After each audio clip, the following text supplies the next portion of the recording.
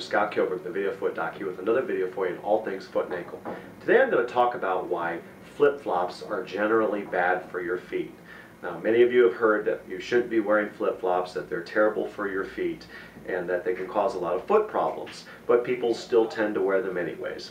Well, I don't want to generalize anything because flip-flops are not necessarily bad for everyone's feet. However, for a large amount of people, flip-flops are actually a problem because they can cause foot injury, they can cause damage to certain structures in the feet, and generally are just not a very supportive type of sandal. And I'll discuss why that's the case. Basically, a flip-flop is a sandal in which the foot is secured to it via a small strap that usually goes between the big toe and the second toe. And it gets its name because essentially the sandal flops around on the foot.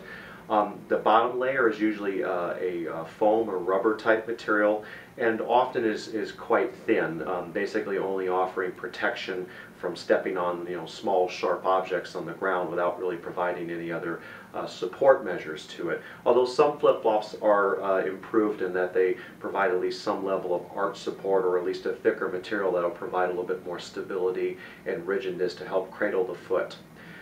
People who have generally what we consider normal foot structures should do okay in a flip-flop for short periods of time. But most people don't really have what is sort of anatomically considered a normal foot structure. Most people are sort of on one side or the other, meaning that most people have either somewhat of a flatter foot structure, without necessarily being completely flat-footed, but a flatter type of foot structure, or some people tend to range with a little bit of a higher arch. Well, the problem with a flip-flop sandal is that it doesn't provide much support or cushioning or stability for people with either one of those general foot types. For people who have flatter feet, a flip-flop can create a large amount of strain and irritation to tendons on the side of the foot, as well as ligaments and other structures on the bottom of the foot, because there is no substantial support to the bottom of the foot. The material is generally flat, is compressible, and really doesn't provide any more stability than one would have if they're walking barefoot. It does provide protection, as I said, from stepping on objects, but it doesn't really provide much structural stability. Added to that is the fact that in order for the foot to remain on the flip-flop itself, the toes generally have to tighten and grip the surface where the strap sort of attaches to the foot. And that contact surface, when one has to sort of grip their toes, can create strain as well to the tendons that have to tighten up and contract in order for the toes to kind of keep the sandal stable on the foot. And that can also create problems as well. Now, for people who tend to have a little bit of a higher arch, the material that the flip-flop sandal is made of simply does not have enough shock absorption to be able to provide stability and support to a person with a higher arch foot structure who needs a little bit more shock absorption in order to absorb the shock of walking on the ground and going through the motion of walking. People with higher arched feet don't tend to absorb shock as well because they don't flatten their feet out as well, which is sort of the body's natural way of absorbing shock. And so that shock absorption tends to have to come through the use of a shoe with enough of a shock absorbing layer to it that can help to take the place of what's not happening with the foot itself.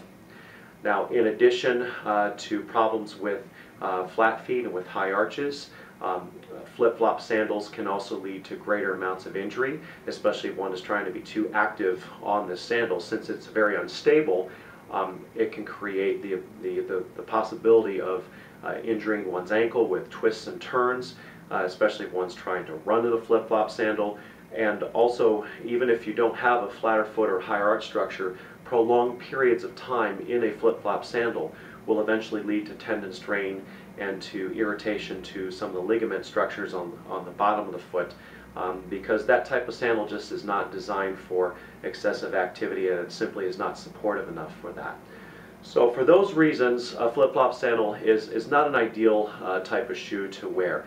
There are companies that do make better sandals out there that are starting to appear on the market, in which the bed of the flip-flop itself has a greater level of arch structural support and is secured a little bit better onto the foot itself. But the problem with a flip-flop sandal overall still really is that strap that only goes between the toes, requiring the foot to kind of contract, or the toes to sort of dig in to keep it on. And that's an inherent design flaw within that sandal itself.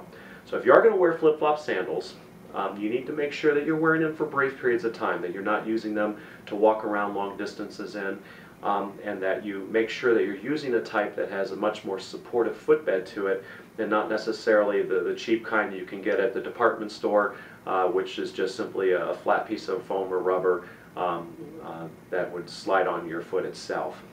Well, I hope you enjoyed this video. Please look for more videos on all things foot and ankle on this site as well as others, or you may check out my website at www.inpodiatrygroup.com. Thank you.